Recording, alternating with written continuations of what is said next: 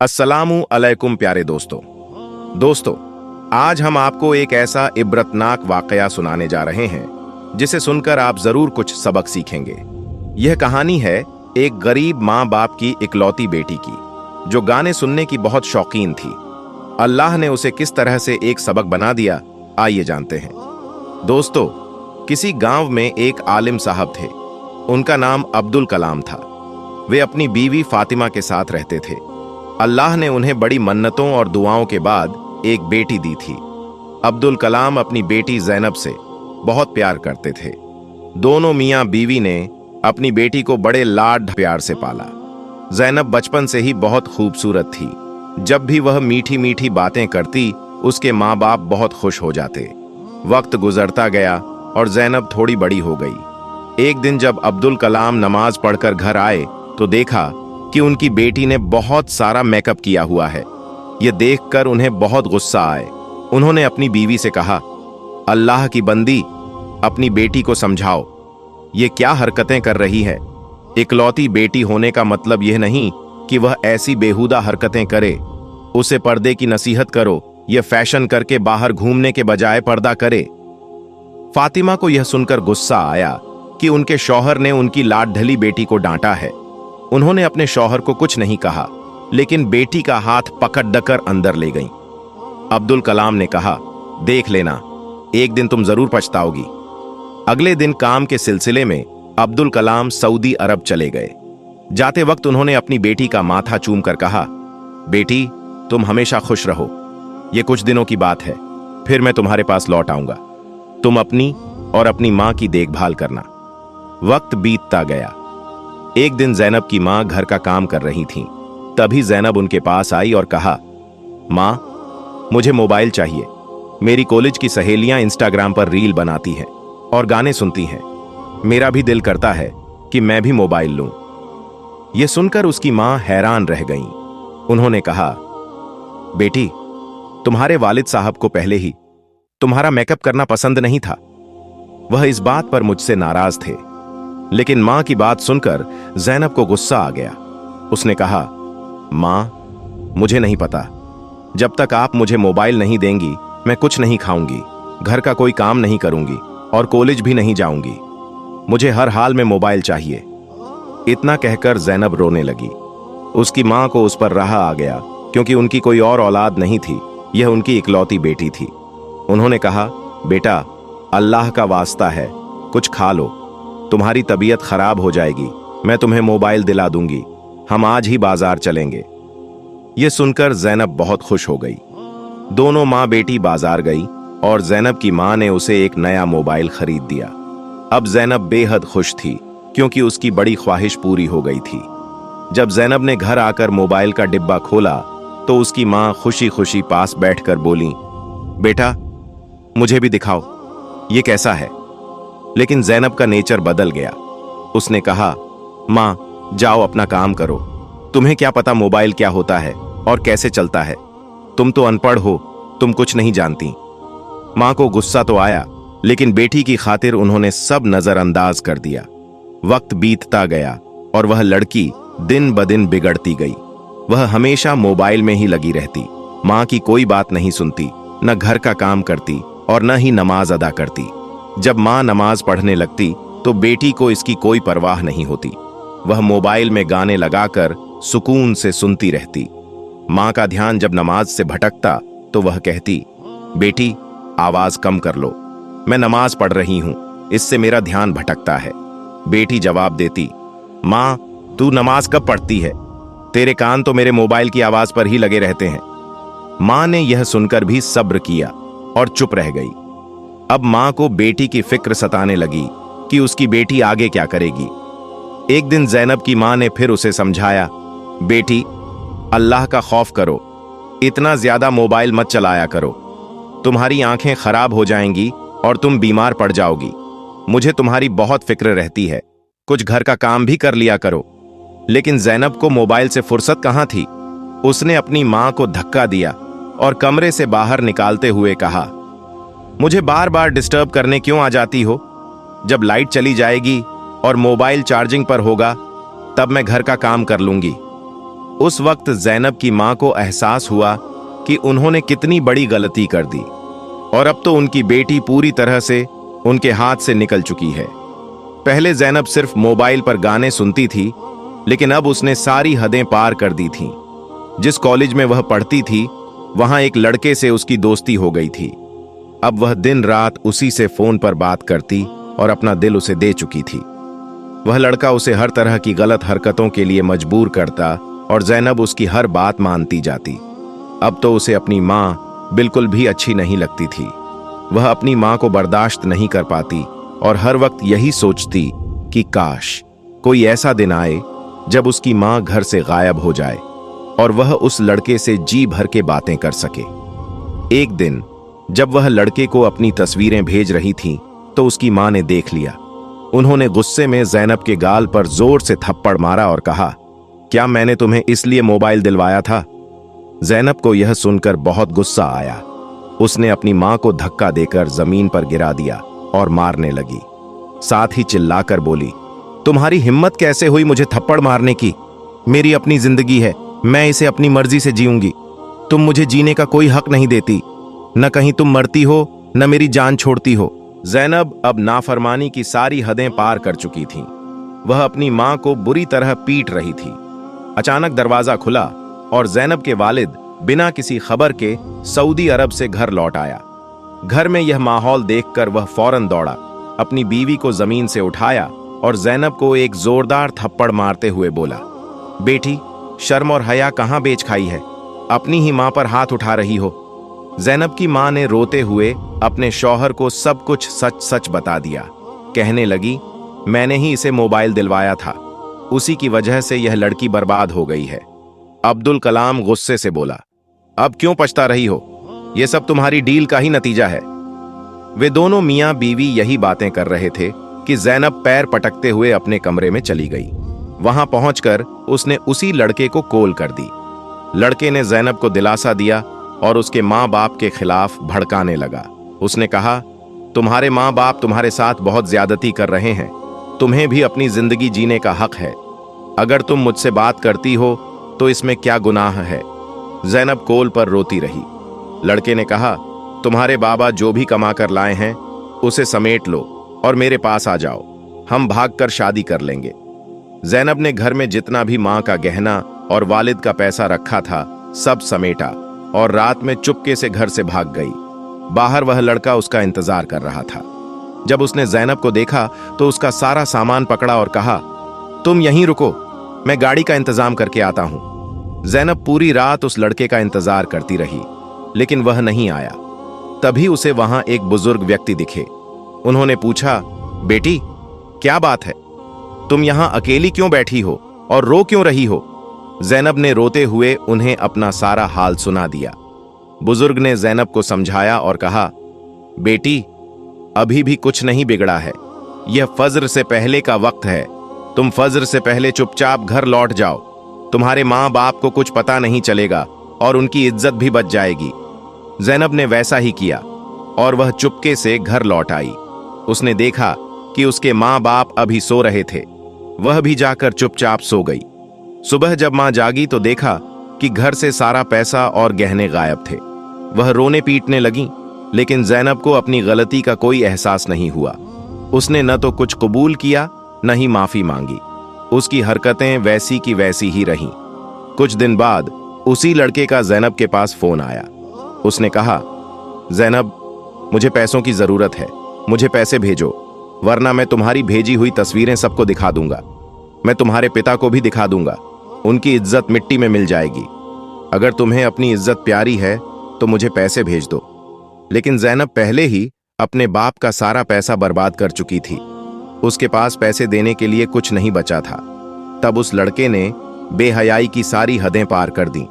उसने जैनब की सारी तस्वीरें उसके रिश्तेदारों और अपने दोस्तों में शेयर कर दी। जब जैनब के वालिद को उसकी नाजेबा तस्वीरें देखने को मिली और लोग तरह तरह की बातें करने लगे तो यह सब बर्दाश्त करना उनके बस से बाहर हो गया और इस सदमे में उनका वहीं इंतकाल हो गया।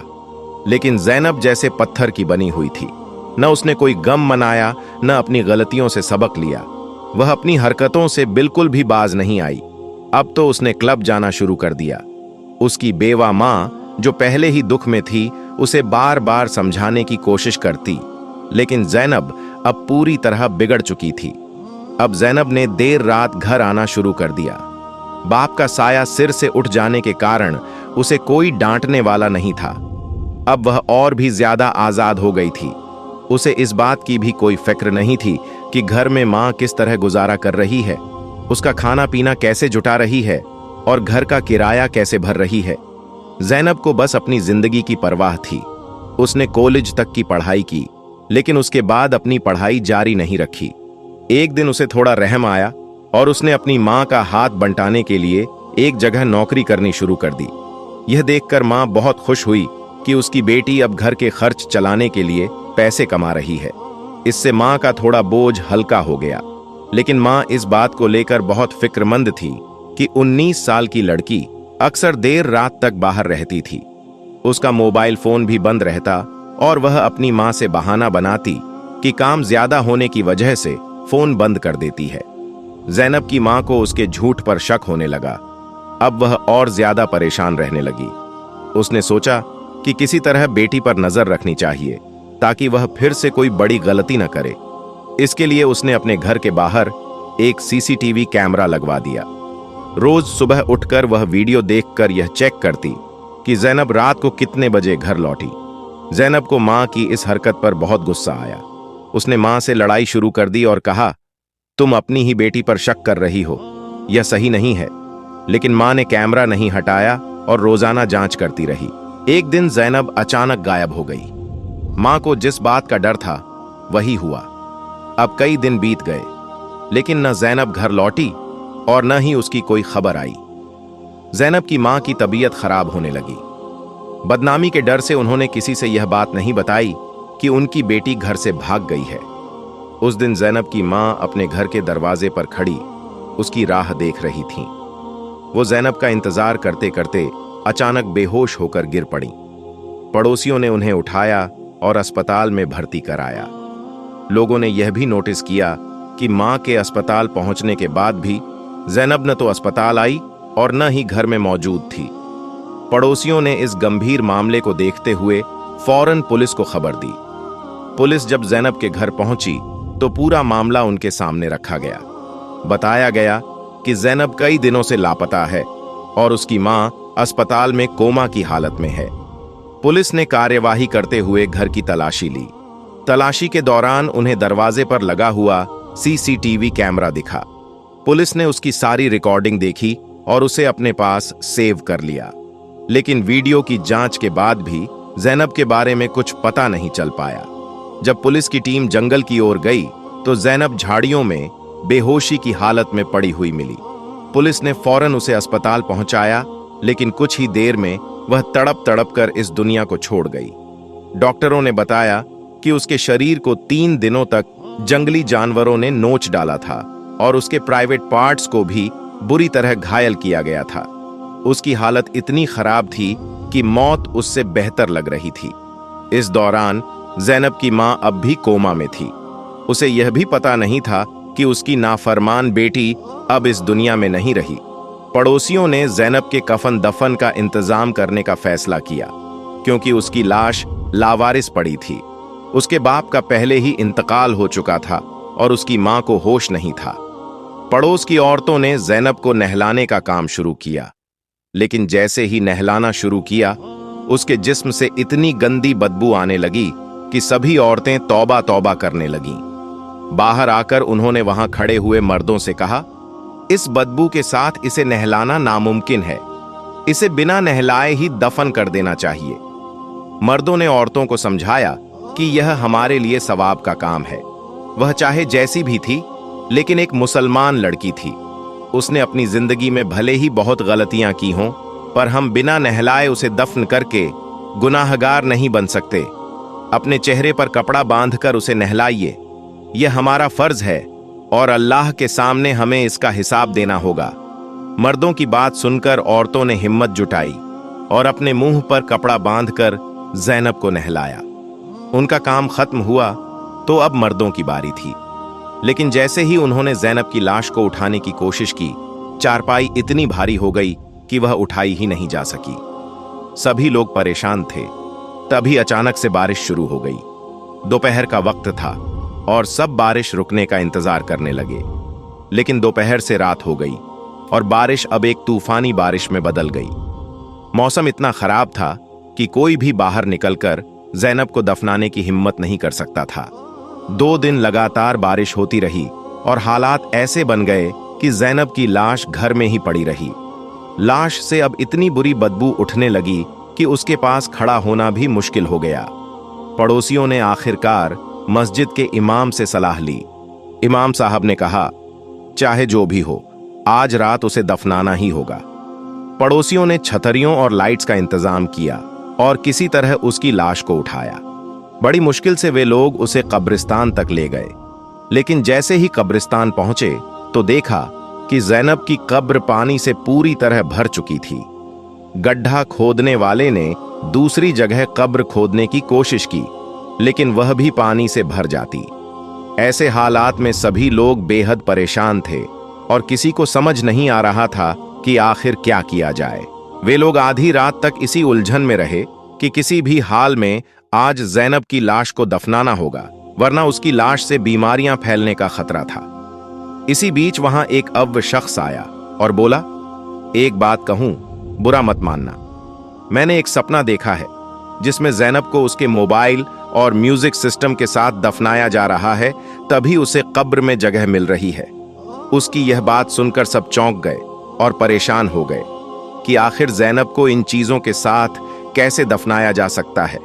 लेकिन उस शख्स ने कहा कि उसे हमेशा सच्चे सपने आते हैं और यह शख्स अल्लाह का नेक बंदा माना जाता था। लोगों ने सोचा कि उसकी बात मानकर देखते हैं, शायद ज़ैनब को कब्र में जगह मिल जाए। वे उसके घर से उसका मोबाइल और म्यूजिक सिस्टम लेकर आए और ज़ैनब की लाश पर रख दिया। इसके बाद एक और जगह पर उसकी कब्र खोदी गई। इस बीच बारिश थम चुकी थी और पानी भी कम हो गया था। आखिरकार ज़ैनब को कब्र में उतारा गया। कब्र के अंदर ही उसके साथ उसका मोबाइल और म्यूजिक सिस्टम भी रखा गया। यह सब देखकर वहां मौजूद लोगों को बहुत अजीब लग रहा था, लेकिन उन्हें महसूस हो रहा था कि यह ज़ैनब के लिए एक सबक का वक्त था। जिन चीजों से उसने अपनी जिंदगी में प्यार किया और जिनकी वजह से उसने अपने माँ बाप की नाफरमानी की, वही चीजें अब उसके साथ उसकी कब्र में जा रही थीं। तभी अचानक एक शख्स जोर से चिल्लाया और बोला, देखो, इस लड़की की जुबान बाहर निकल आई है और उसके कानों से कीड़े निकल रहे हैं। यह मंजर इतना डरावना था कि वहां मौजूद सभी लोग डर के मारे चिल्लाने और भागने लगे। उन्होंने कहा, इस पर तो मिट्टी डालने से पहले ही अल्लाह का अजाब नाजिल हो चुका है। जल्दी से इसे दफनाकर यहां से निकलो, कहीं ऐसा ना हो कि इसका अजाब हमें भी अपनी चपेट में ले ले। लोगों ने जल्दी जल्दी उसकी कब्र पर मिट्टी डाली और वहां से भाग गए। औरतें तौबा तौबा और इस्तगफार पढ़ने लगी। जब यह बात इमाम साहब को बताई गई तो उन्होंने ज़ैनब की मगफिरत के लिए कुरान खानी का बंदोबस्त करवाया। 3 दिनों तक सभी ने उसकी मगफिरत के लिए दुआ की। इसी दौरान ज़ैनब की मां को होश आया। जब उसे सच्चाई बताई गई तो वह हैरान रह गई। उसकी मां रोने लगी और सभी ने उससे कहा, तुम अपनी बेटी को माफ कर दो ताकि अल्लाह भी उसे माफ कर दे, वह बहुत अजाब में है। ज़ैनब की मां फूट फूट कर रोने लगी और अल्लाह के सामने सजदा कर अपनी बेटी की मगफिरत की दुआ मांगने लगी। वह कहने लगी, ऐ अल्लाह, वह मेरी नाफरमान बेटी थी। ऐ पाक परवरदिगार, तू उसे माफ कर दे, क्योंकि इसमें कमी मेरी ही थी। मैंने उसकी परवरिश में कहीं ना कहीं गलती की। मैंने उसे इतना लाड्याच प्यार दिया कि वही उसकी बिगड़ी हुई जिंदगी की वजह बन गया। जब उसकी मां ने उसे माफ कर दिया तब इमाम साहब ने कहा, अब तुम लोग ज़ैनब की कब्र खोदो और उसमें रखा साउंड सिस्टम और मोबाइल बाहर निकालो। यह तरीका सही नहीं है। इस तरह से किसी मैयत को दफनाना जायज नहीं है। अगर तुम लोगों को यह बात समझ नहीं आई थी तो तुम पहले मुझसे सलाह ले सकते थे। इमाम साहब की बात मानकर मोहल्ले के लोग दोबारा कब्रिस्तान गए। अब मौसम साफ हो चुका था, धूप निकल आई थी और जमीन भी सूख चुकी थी। उन्होंने ज़ैनब की कब्र खोदनी शुरू की। जब उन्होंने देखा तो पाया कि कब्र ठीक ठाक थी। फिर उन्होंने वहां से साउंड सिस्टम और मोबाइल बाहर निकाला और अल्लाह से तौबा की। इस दौरान उनमें से एक शख्स की नजर ज़ैनब के चेहरे पर पड़ी। उसने देखा कि ज़ैनब के चेहरे से अजाब हट चुका था। उसकी जुबान ठीक थी, उसका चेहरा चमकदार और रोशन हो चुका था। इतना ही नहीं, अब उसकी कब्र से एक मीठी खुशबू भी आ रही थी। वापस आकर उन्होंने इमाम साहब को यह सारा वाकया सुनाया। इमाम साहब ने कहा, यह उसकी माँ की दुआओं का असर है, इसीलिए माँ की दुआ को जन्नत की हवा कहा जाता है। जब यह दुआ औलाद को लगती है तो जन्नत की हवा की तरह ही लगती है। ज़ैनब को उसकी माँ की दुआ ने ही बचा लिया। इसके बाद मोहल्ले वालों ने फिर से कुरान खानी रखवाई और ज़ैनब की मगफिरत के लिए दुआ की। सबने अल्लाह से माफी मांगी, क्योंकि उन्हें एहसास हुआ कि उन्होंने कब्र और मैयत की बेअदबी करके बहुत बड़ा गुनाह किया था। कुछ दिनों बाद ज़ैनब की माँ ने एक ख्वाब देखा। उसने देखा कि ज़ैनब बहुत खुश है और कह रही है, माँ, मैंने सारी जिंदगी तुम्हारी और अब्बा की नाफरमानी की। मैंने तुम दोनों को बहुत तकलीफें दी, जिसकी मुझे बहुत बड़ी सजा मिली। लेकिन जैसे ही तुमने मेरे लिए दुआ मांगी, अल्लाह ने मेरा अजाब हटा दिया। ज़ैनब आगे कहती है, वाकई माँ बाप का दर्जा बहुत ऊंचा होता है। काश मैंने तुम्हारी और अब्बा की नाफरमानी न की होती। अगर मैंने तुम दोनों की बात मानी होती तो मुझे यह सजा न मिलती। लेकिन माँ, यह तुम्हारी दुआ ही है जिसने मुझे इस अजाब से बचा लिया। यह ख्वाब सुनकर मोहल्ले वाले खुश हो गए। इमाम साहब ने कहा, देखो, हम इंसान कितने गुनहगार हैं, बड़े बड़े गुनाह करते हैं और उसकी सजा भी भुगतते हैं। लेकिन अल्लाह की रहमत इतनी बड़ी है कि अगर इंसान को अपनी गलती का एहसास हो जाए और वह तौबा कर ले तो अल्लाह उसे माफ कर देता है। यही उसकी रहीमी और करीमी है। इमाम साहब ने आगे कहा, इसका मतलब यह नहीं कि हम अल्लाह की रहमदिली का गलत फायदा उठाएं और गुनाह करते रहें, बल्कि इसका मतलब यह है कि हमें अल्लाह की बंदगी करनी चाहिए, उसकी फर्माबरदारी करनी चाहिए। जब हमारा रब हमसे इतनी मोहब्बत करता है तो हमें भी उससे मोहब्बत करनी चाहिए और उसके फर्माबरदार बंदों में शामिल होना चाहिए। प्यारे दोस्तों, उम्मीद करता हूं कि इस कहानी से आपने एक बड़ा सबक सीखा होगा। इसे अपनी फैमिली और दोस्तों के साथ जरूर शेयर करें और कमेंट बॉक्स में अल्लाहू अकबर जरूर लिखें।